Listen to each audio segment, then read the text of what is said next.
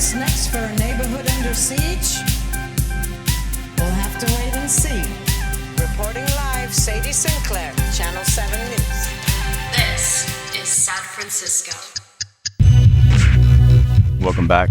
It's San Francisco. Maddy Clifford and I have some things in common. We both live in the Bay. We both write. We also share the fact that we owe a bank somewhere a considerable amount of money. And today we're going to talk about debt and the organization that Maddy has been working for called Debt Collective. It's the first national debtors union. And the work is about canceling and abolishing debt. It was something that came out of Occupy a little over 10 years ago. Canceling things like student debt and medical debt are such popular concepts that affect so many working class people that Democrats have tried to co-opt the movement and de-radicalize it. And so you saw things like President Biden canceling a certain amount of student debt, not the kind of debt that he had been promising, nothing that gets anywhere close to what needs to happen, because debt is this weight that brings us all down. It's basically a way for people who are already powerful and rich to control the rest of us. We can see that on a personal basis with things like student debt. We can also see that on a much bigger picture basis with things like other countries. We're going to talk about Jamaica and Haiti specifically.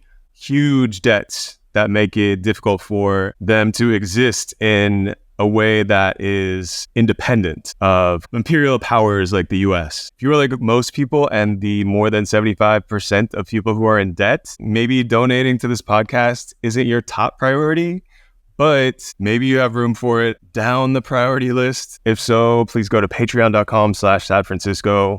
That is where all of the past episodes live, as well as some other content that is only available behind the paywall. And you're helping the editor, Tofu, and me out. Thank you, Rosanna. And thank you, Nico Manser, the most recent members. And now Maddy and I are going to talk about the future world, which is one where no one will have to worry about making payments for basic needs and things that should be free.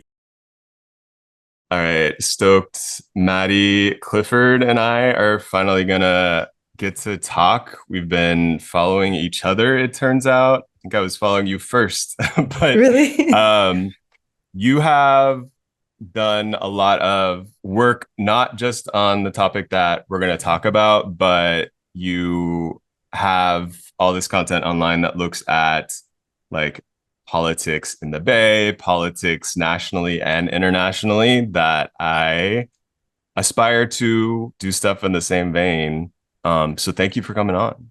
Thank you for having me. As soon as I saw your posts, I was just like, this is, first of all, the San Francisco.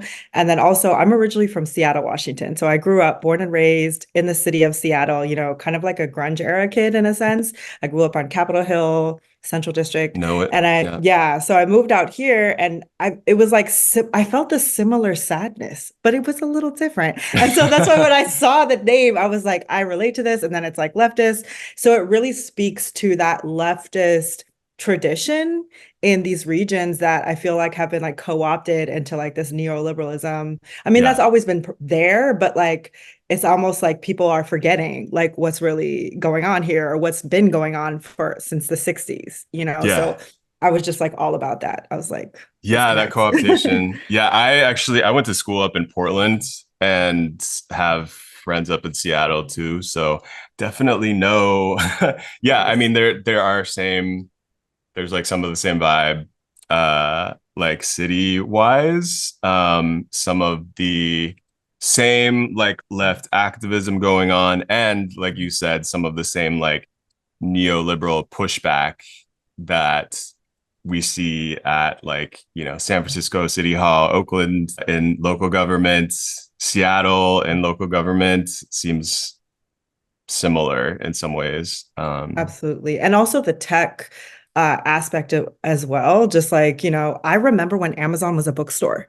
Like I remember my stepfather owned a bookstore on 2nd and Bill called Signature Bound Books. And so he went and he was like, oh yeah, I'm working at Amazon. It's like this online bookstore. And everybody was like, oh, cool. That's not a big deal. And now look where we are. Yeah, no, I remember one of the times that I was up in Seattle, visiting friends, Dean Spade, who has been on the podcast, and Hmm. Calvin, the idea of the Microsoft buses came up, Hmm. and we were seeing like propaganda that people had put up on like light poles. How are we going to deal with the Microsoft buses that are gentrifying our neighborhood by making it easier for these new kind of like the tech colonization class to come in and make it very convenient for them to get to their places of work. Same thing was happening in San Francisco at the same time with the Google buses. Right. So yeah, a lot of similarities. Right. I But think I'm also sorry. I would just want to add too, like just shout out to the artists out there too. Like as an artist, I think too, like one of the big things I first decided I wanted to move to the Bay when I was 16 years old because I actually did spoken word poetry and I was able through You Speak Seattle. And we came to the Mission and I remember coming up from BART on the escalator and I was like, where am I? This is incredible. Like Mm, the murals and like I was just like I was in love. I was like, this yeah, is where I need to be. How do I get here? yeah, Like look yeah, at the art, look at the culture, look at the pushing back against empire, speaking truth to power. And so I think one of the things that's also I've been witness to being in the Bay now for 14 years is just like this way that there was that like, oh, gentrification is messed up and like, this tech is coming in. And now it's like people don't even talk about it as if it's just this is how it's going to be now. And as a yeah, working class artist, I always got to keep it 100 about like what we really have gone through, what we're up against, and why we need to build solidarity and why we need to understand what's going on. Like we're not just these like artists that are creating because it's cool or jumping on the legacy of the Black Panthers because it's aesthetically pleasing. Like there's real politics behind this, and I'm a movement artist, and like I believe art is dangerous, and that's why like I think it's important for us as artists to create that propaganda that's yeah. really going to liberate people. Yeah, no, I mean, we see that. I don't know that we've done an episode on that issue specifically, but I am so interested in. I'm available. Okay, let's do it. Yeah, like the Part two. especially like how the like starting in the 50s, the FBI was like, we have it on paper. It is very conspiratorial sounding. It is real fact. They were funding certain types of art in order to like push other more like revolutionary art out of view. I mean, people like Jackson Pollock, very abstract pieces that there wasn't a lot of politics behind it. There's some good books, we can put them in the show notes about this very topic. But before, like, I feel like there's so many tangents that we could go off on right But there's now. also segues. Yeah. Well, yes, thank you. Prefer to call it a segue for sure. Debt is what we're actually going to be talking about for Right. the purposes of the theme of this episode. You are part of an organization called the Debt Collective, or just Debt Collective, actually. Debt collective. Either or, yeah. Yeah, yeah. What is Debt Collective, and how did you become part of it? Yeah, so Debt Collective is the nation's first union of debtors. So we organize alongside tenant unions and labor unions to fight against the financialization of what should be public goods. So that's a lot, right? Important way to understand it is our debts are rich people's assets. So in an age of financialization, and for those that don't understand it, it's basically financialization is profiting without producing.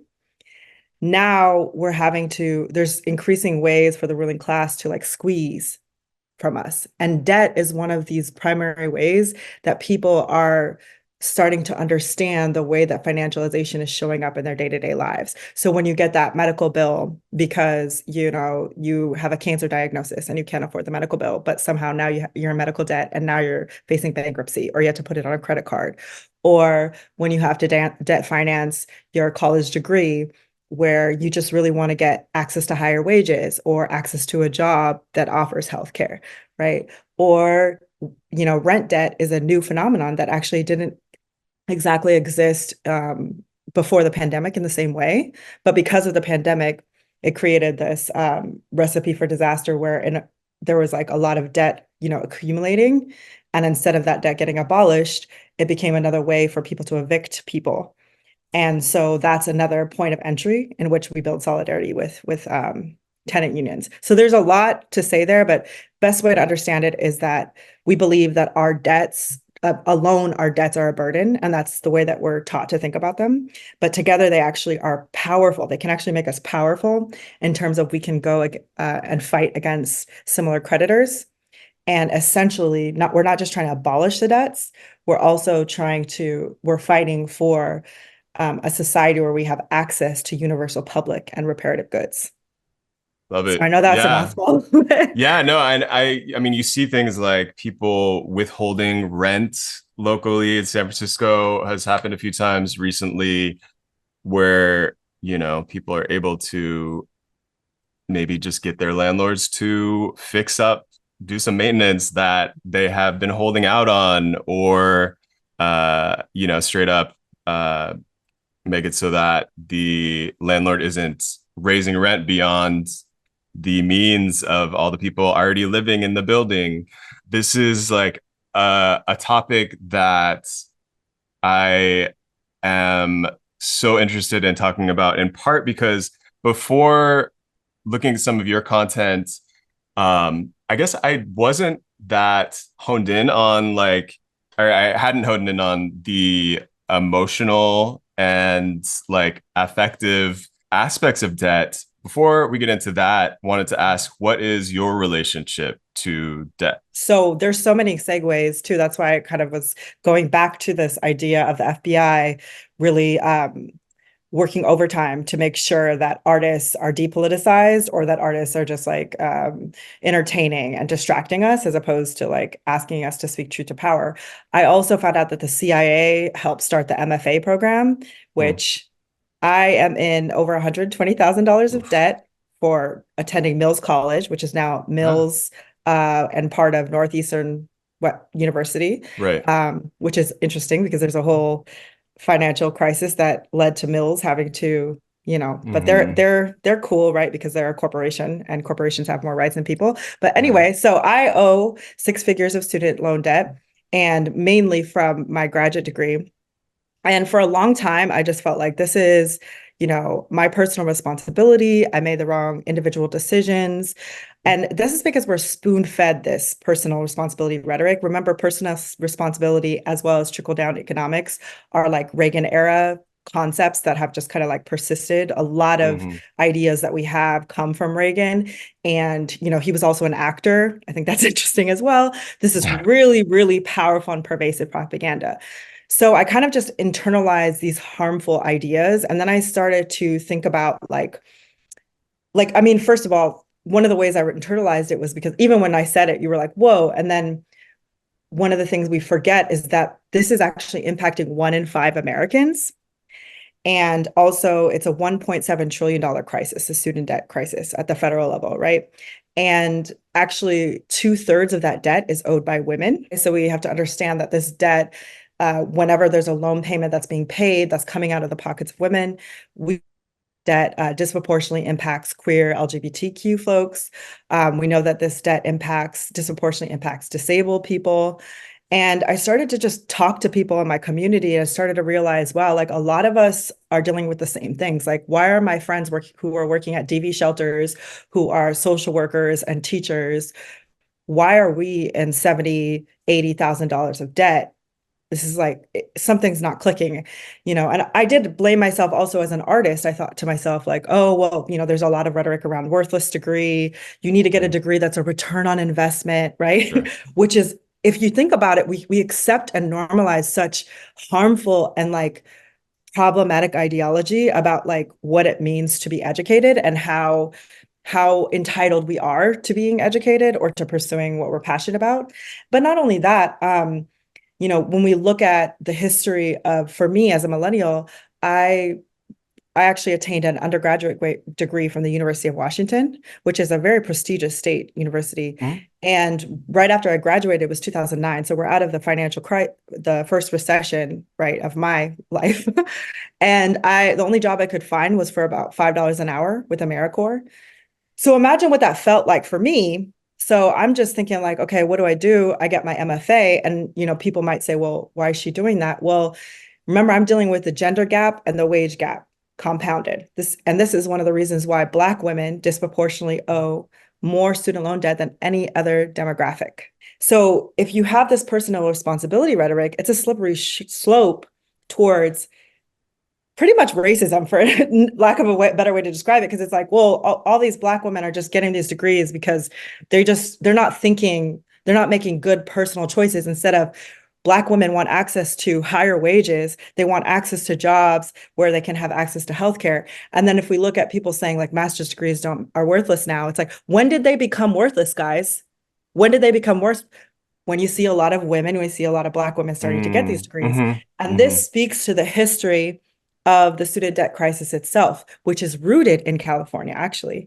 And it's rooted because one of the things people also don't understand is that in the 1950s, higher education was affordable, if not free, right, for the majority of people that went to college, but it was white men. It was wealthy white men. All so the UCs, integration, CSUs, correct. Yeah, exactly. We see that's where we start to see the rise in putting people in debt, people having to pay high costs.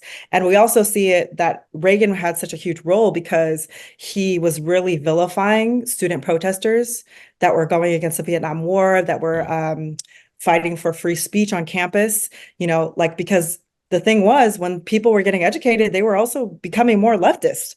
Right. A lot of the time. They were also introducing new fields of study. A lot of people, when they talk about the worthless degree, they're often automatically, they go to writing, they go to art. They also go to women's studies, which I find fascinating, as a femme, as a Black feminist. Also, I find that it's just fascinating to me because like we're dealing with like this crisis of like men are lonely and incels and all these problems that could like actually be solved if we introduce more women's studies. And yet that's seen as a worthless degree. It's seen as not a return on investment. The last thing I'll say too, in terms of this dichotomy between worthless and worthwhile degree, is also people that go the worthwhile route, become doctors, become nurses. Unless you come from means, you're still having to go 6 figures into debt to become a nurse. Do we want our doctors and nurses to be $500,000 in debt? We don't, but the ruling class does because it works in their benefit. If you want to, how are you going to open a clinic, for immigrant patients in immigrant communities when you're 6 figures in debt? Well, you're less likely to do that. You're more likely to open a private practice or, I don't know, to become a plastic surgeon.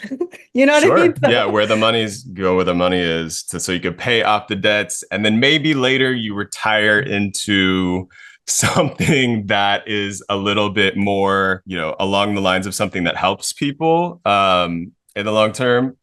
I am always thinking about how in the 50s, 60s, up until like beginning of the 70s, all of the UCs, all of the CSUs were tuition free for Californians. And like you said, like they saw more people of color moving to California. They saw more women going to college, and they were like, about that. Right.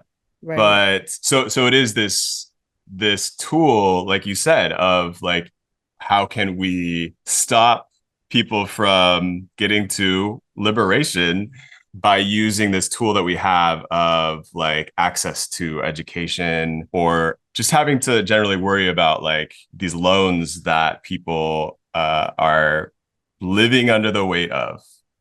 Absolutely. And then also, I think for me, especially like, I've always been politically active since I was in high school, just growing up in Seattle. But I think specifically working with Debt Collective, and it really helped me gain a very nuanced and just a much sharper class analysis, because I started to like just think about the fact that, we're taught to avoid these financial landmines, and we don't ask the question, why am I walking on a minefield? Why am I not able to even dream of having a house or even starting a family or saving for retirement?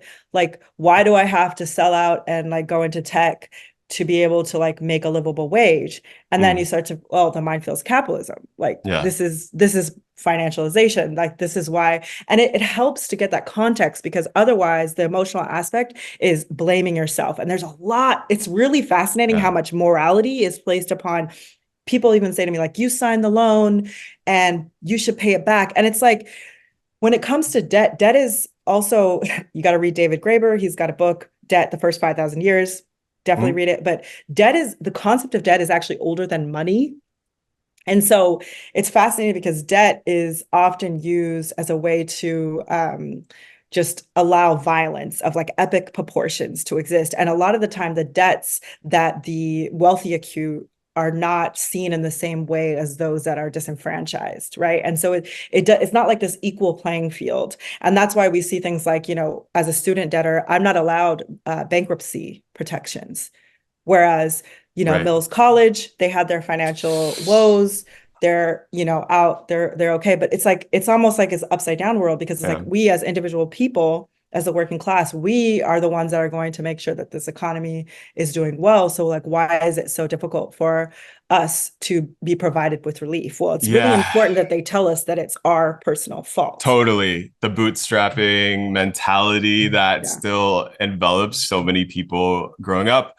And I'm outing myself as someone who used to watch Real Housewives a lot. I did too. But the number of, I don't know if you remember, like noticing like how many of them have gone through bankruptcy and they're fine. They're like hired back for the next season and showing off like whatever in whatever way they can, just how much access to money that they have. And thinking about it, it's like, well, I guess everyone should have access to these like things like the bankruptcy process, but it is something that tends to be like, I associate it with like, oh, really rich people. This is like, this is for them. This is not for the rest of us. Right. And so on like kind of the topic of bankruptcy and like sort of having some of your debts absolved, like I've seen you do some content around debt cancellation and actually like debt abolition. What are these?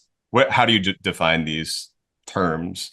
Well, for me, I would say, well, first of all, like there's this term forgiveness that's used a lot when it comes to debt, which is like fascinating, especially, I mean, student debt forgiveness. It basically what it does is it helps to gaslight us to the fact that like higher education is something that we shouldn't feel like shouldn't debt put anybody into a lifetime of debt in the first place.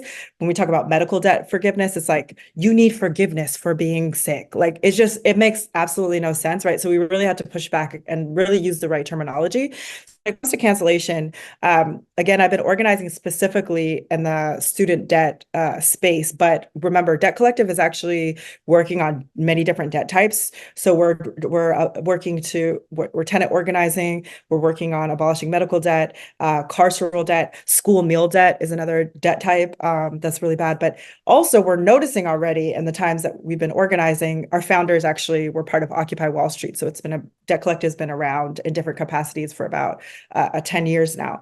But in the last 3 or 4 years, we're already seeing the Democrats kind of like adopt a lot of our, the rhetoric that we're using, a lot of even like announcing policy. For example, Kamala Harris recently announced that she's going to cancel medical debt. Right. That's a big thing that she's talking about. And we're not hearing as much about student debt anymore, which I think is interesting and which we got to be really careful about, because when Biden first took office, remember before he took office, it was one of the first times where we saw that student debt was like one of the major topics that people were discussing.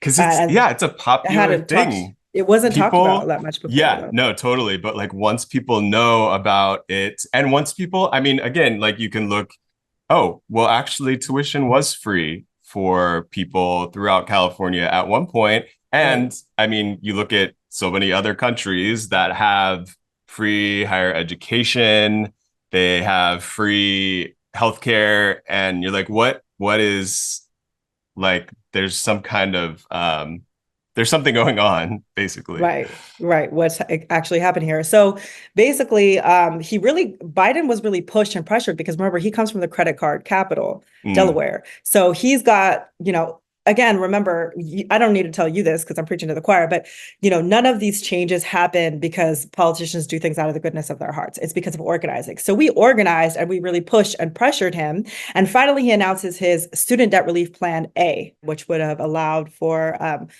up to $20,000 of student debt relief. And it would have helped about 40% of all student debtors would have had a zero balance, and it would have boosted the economy.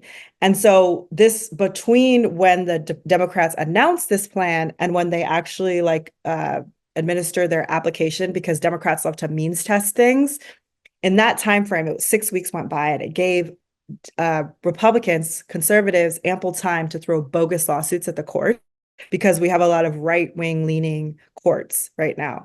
And so these lawsuits were horrendous. Like, one of them at one point, out of their initial six, one of them actually used the fact that student debt relief would close the racial wealth gap as standing for why it shouldn't happen, right? So that's just an example. And eventually, one of the lawsuits, or two of the lawsuits, get to the Supreme Court. And one of them goes through, one of them is Mohila, which is a student loan servicer, which services the PSLF program. Well, it did until May. They said, the state of Missouri is going to lose money, which wasn't even the case. So it was just a lot of, obviously, there's a lot of billionaires, Heritage Foundation. I actually did a piece for More Perfect Union, which talked about all the people that were behind these lawsuits against the student debt relief plan. Yeah, we'll link to that. But the most important thing that I think people need to know, and that gets really lost in the sauce, is that the Supreme Court didn't strike down Biden's ability to cancel student debt. They struck down one legal avenue that he was using.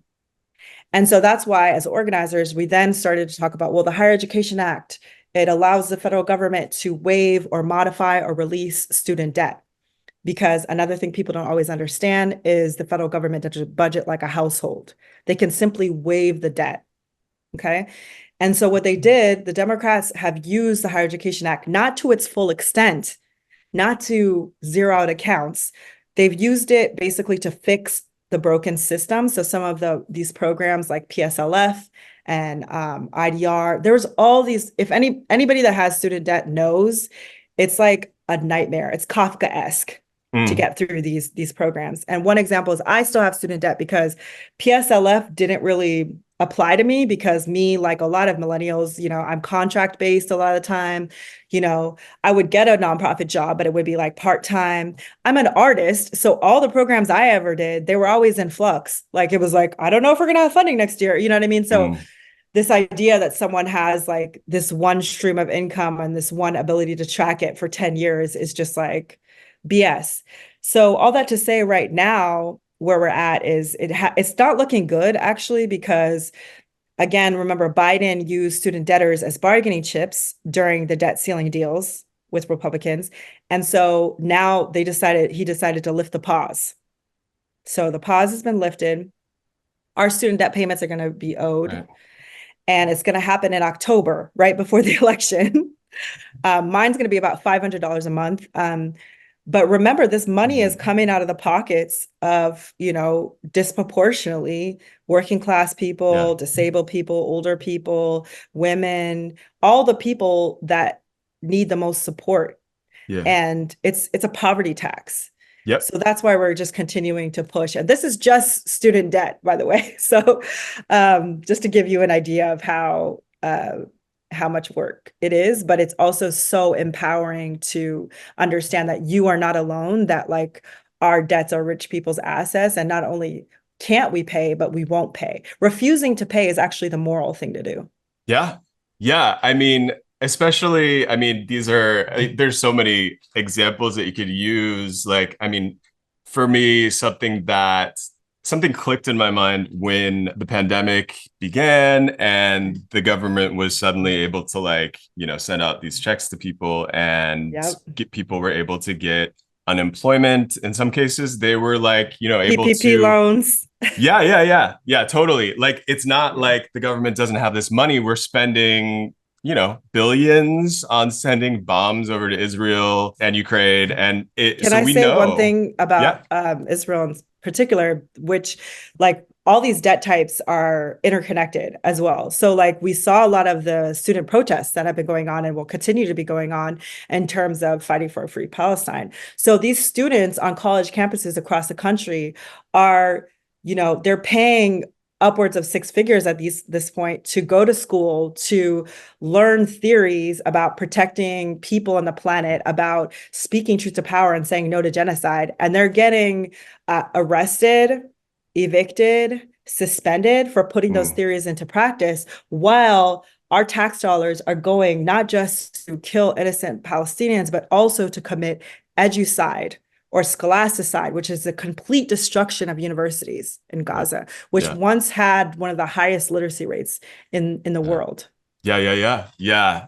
That's, I mean, a point that everybody should know these basic facts. I mean, history is going to look so poorly I know, back on these administrators at these colleges, at the police organizations that they're working in tandem with. It's not going to look good for them in the rear view. We know this from the apartheid struggle. Exactly. It's going to look really bad for these people. Unfortunately, it'll be interesting to see. Like, we're recording this in late August. I know that there are students that they're planning on continuing the work that people at encampments and doing all of the different actions that people were doing last school year. They're going to continue it in this next academic school year. So I'm kind of looking forward to that. So many people are also, having to think through, like, how am I going to pay back these loans? What if I get suspended? Should I self-censor myself when it comes to Palestine so that I can get a job? Professors are actually saying, do not hire my students for engaging in Palestinian solidarity actions. So you're saying to these students, like, I don't want you to have a job once you graduate from this school. It is wild. Absolutely. Hello, everyone. It's Tofu here, co-producer and editor of the show. Here again to tell you all the BS but necessary show advertisements. So you can support the show directly by signing up for our Patreon, patreon.com/San Francisco. Our paid members will have early access to episodes and exclusive content. We just recently released our first behind the scenes episode where me and Toshio talk about how we first met. Toshio talks about how they started San Francisco, and we also had a little Q&A section to answer some community questions asked by our patrons. We'll hopefully have new behind-the-scenes episodes every month or so, so if you're interested, please sign up for the Patreon. You can also follow us on our various social media accounts like Twitter, Facebook, Instagram, TikTok, and our YouTube channel for additional content. Okay, that's basically it. Thanks for helping me and Toshio pay rent, and now back to the episode. We're talking about how this is so entwined with so many other movement issues. Like, you can't separate it. We did an episode about the US's role in what's happening in Haiti right now. Haiti has this huge debt through the World Bank, debt to France from back when it was a French colony, and it's still expected to pay back these debts for basically people freeing themselves. It is wild, and it's just interesting, how it's used as this tool to keep people down. The effects reach far and wide. Sorry, not being the most eloquent here. No, it's okay. It's like I said, it's like such a huge issue, and that's why it's like, I think people wonder, like, what's Maddy up to these days? And it's like, I became obsessed with debt. Like, I literally did, because it's just really helped me. Like, once you start seeing it, you can't unsee it. And, I'm starting to see like how much of my life has been just shaped by that particular, especially like in our generation, by this particular experience of like financialization. And I even remember like in high school when it was like, oh, corporations have more rights than people. And I was like, I didn't understand what that would mean until it started to happen in my own life. And really having that context is just so important. And you had asked me like, what's my relationship to debt? And one of the other stories I wanted to tell real briefly was basically, I went into debt for college, but before that, I have this distinct memory of my father. He passed away when I was 16 years old, but my dad is an immigrant and he's from Jamaica. And I remember going to see on Capitol Hill, we went to go see Life and Debt. It's a documentary. If you all haven't seen it, it's amazing. It really breaks down the IMF's austerity measures. Basically, it talks about neocolonialism and exactly what you were talking about as it pertains to Haiti, but just looking at Jamaica specifically, because there's just so much rich history as far as the Caribbean. And I remember emotionally being kind of embarrassed because my dad was yelling at the screen. And you know how like people talk during movies, Sure. but my dad was like yelling, and there's like stereotypes about Jamaicans, but he was just like bomba clad, yo, blood clad system. And he's like a Rasta, so he's just kind of like, he was pissed. And I was thinking like, I'm embarrassed, right?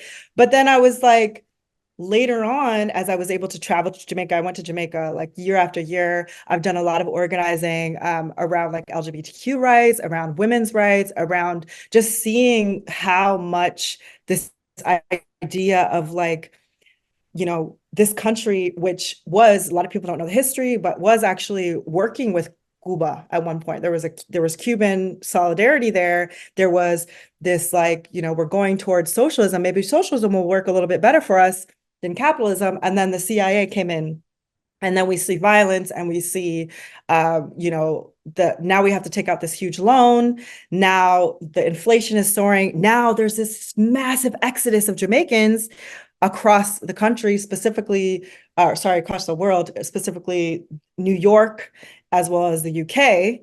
And, these are all the effects of the way that the United States polices the rest of the world and uses some of the same ways, like some of the same debt and moral arrangements to control whole countries.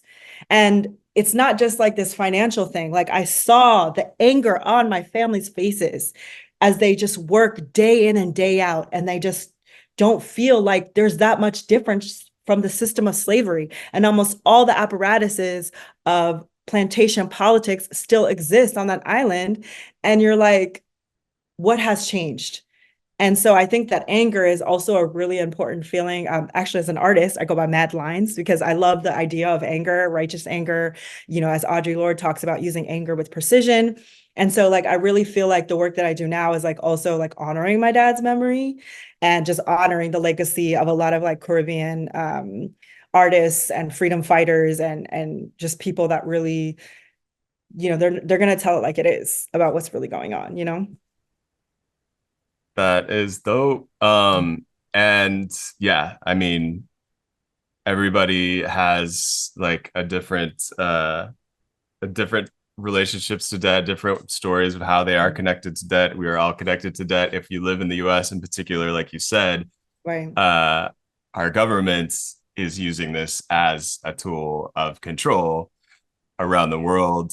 In the Bay, I was wondering, are there particular sort of like bad actors, sort of like villains that Debt Collective has targeted, or just you have seen out there going into the communities and selling these loans that I basically putting people into debt, continuing this or even just continuing these narratives that you should be ashamed if you have debt, kind of everything that we've talked about. Who are the local villains that you think people should be aware of? Yeah, there's so many. I would say billionaires just in general. I say that to say like, I think that one of the things that makes the Bay so unique is just like how many billionaires are here. Yeah. And like yeah. that, billionaires aren't free. like we pay for billionaires in all these various ways. We pay for billionaires with like skyrocketing rents, and we pay for billionaires with like the rise of fascism, with people like when they see homeless people, they think of homeless people as a nuisance. They think of people screaming in the street as like, that is bothering me right now, instead of like, wow, I wonder why like there's people with mental health issues that are just wandering around. Like, like all of these ways that we're like learning to approach our communities, or even being less likely to interact with our communities. All of this is like what what we're paying to have billionaires exist, and for them to have so much power in the Bay Area. And I think I found that really particularly just eye-opening for me, because even though I'd never lived in California, I knew about abolition. I was an abolitionist, but I didn't really like, it didn't hit home for me as much until I became a poet in residence at the San Francisco Juvenile Justice Center. So I talked about getting my MFA. It did provide me higher wages. I worked in my actual field. I was actually a poet that taught literacy through creative writing at juvenile hall for 8 years. I was paid a livable wage, $30 an hour, until the program was cut in 2019. But basically, when I did that work, I just saw firsthand how this city, San Francisco, that has so much money, right? And how just the massive corruption, the massive wealth inequality, just the structural racism. And I could see the ways in which like a lot of these billionaires were having a huge impact on that. I would say even more specifically, you do a lot of work around housing, which I think is great. And although it's not debt in like an obvious sense, I think one of the things that's so important about organizing alongside tenant unions is that housing has become one of the most important ways to build wealth, right?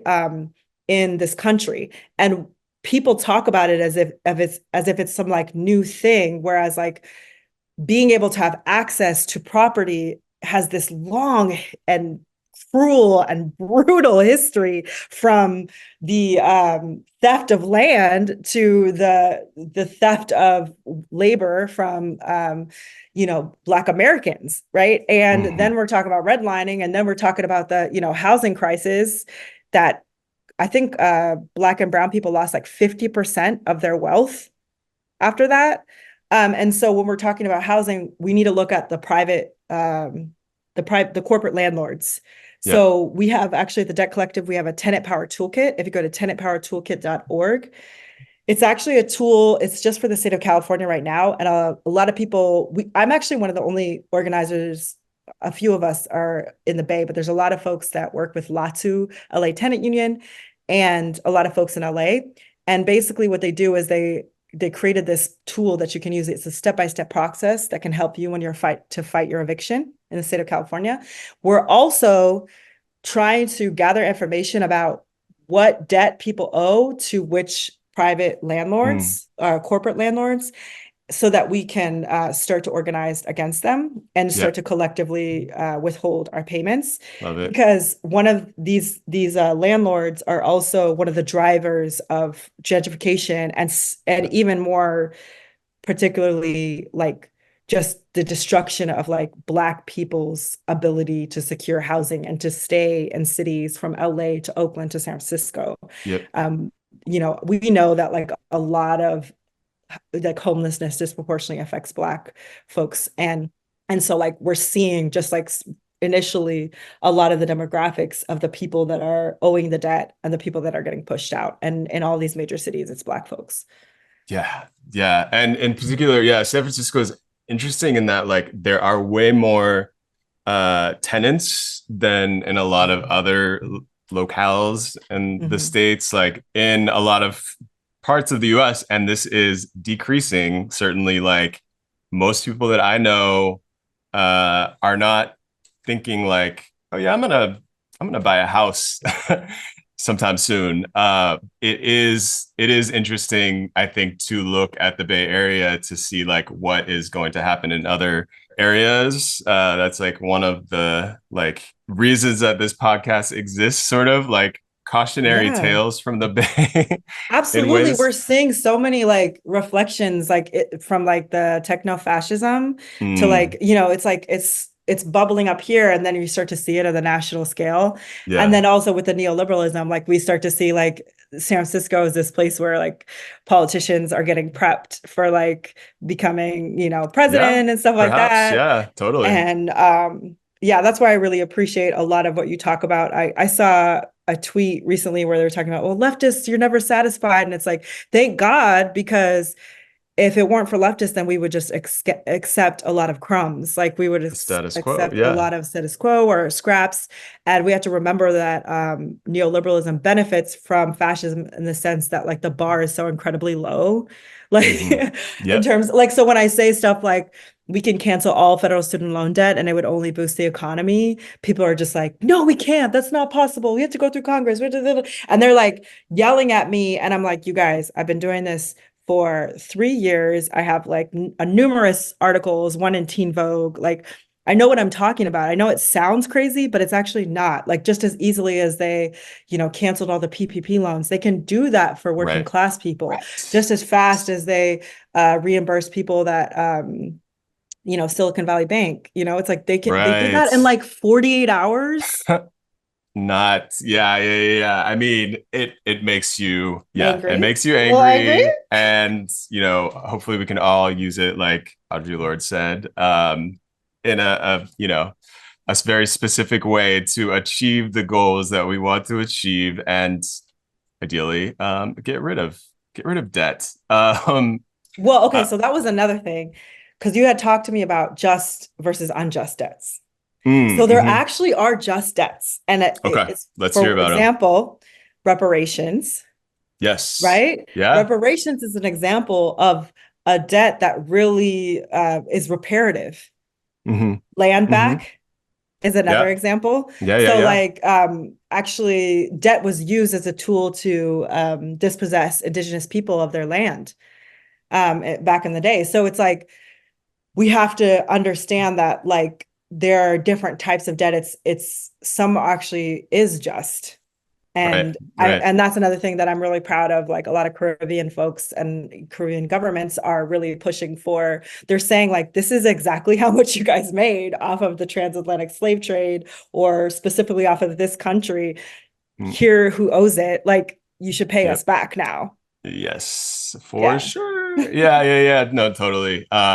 Yeah, I know. I hope that, well, we'll see like what happens with like the efforts to get at least Black people living in San Francisco reparations. There was some work done on that. And then it has kind of been like sitting at City Hall since 2023. But I mean, I know that people are still pushing, and as they should. I want to thank you so much for coming through and want to do this again. I know. Can I shout out my events coming up? Yeah. Okay, cool. So first, we actually have an event that's going to be in person. It's going to be an in-person teach-in. And I'm really excited. It's at Medicine for Nightmares on September 11th from 6 to 8:30 p.m. Again, Medicine for Nightmares in the Mission. And so that's going to be in person. And then go to debtcollective.org/events, because we have a whole bunch of virtual events that we do. It's a national debtors union. So there's folks from all over the country. I will also be at the Socialism Conference in Chicago next week, starting Friday. So if anybody's at Socialism, we're going to have an event kind of talking about how we use debt, how we organize alongside tenant unions and labor unions. So yeah. Those are some announcements I have. Oh, last thing, we also have a manifesto. The Debt Collective has one. It's called Can't Pay, Won't Pay, The Case for Economic Disobedience and Debt Abolition. So you should read that. And yeah, just remember, like, these loans are between Joe and God, or whoever's in power, Harris and God, whoever it is. Like, they can figure it out. I've forgiven myself. I hope you've forgiven yourself, because you don't owe anybody shit. Yes. Except you owe people on the planet everything, but you don't owe banks and creditors and the ruling class. Absolutely. And how can people follow your work specifically? You can just check me out at the socials. We had talked about social media too, so maybe in the next episode, because there's like so much. Oh my God, I could nerd out on that. But I'm at mad.lines on Instagram, madlinesinfo.com. Yeah, so I have a lot of I'm on all the socials. I'm also on TikTok, Madlines on TikTok. Yeah, so check me out. Cool. Right on. All right, thank you. Thank you. All right, we'll talk soon. Bye.